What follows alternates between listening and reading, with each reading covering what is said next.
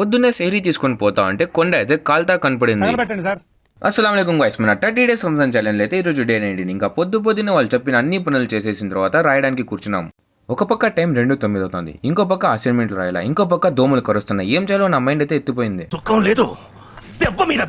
అప్పుడే 2 దోమల్ని చంపేసిన. అప్పుడు నా లోపల ఉన్న సాటిస్ఫాక్షన్ ఎట్లా ఉన్నిందంటే,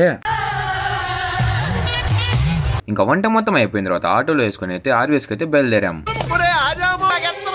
ఇక వెళ్లే దారిలో అయితే నాకు ఆకలిస్తుంది, అందుకే సెహరీ కోసం తీసుకుని పోతున్న వడియాలు తినుకుంటా వెళ్ళినా. ఎంత దిగజారిపోయావో చూసుకో. ఇలాగైతే ఏం కష్టపడి అయితే జేకేవి బిల్డింగ్ అయితే సెహరీ తీసుకుని వచ్చేసినాము.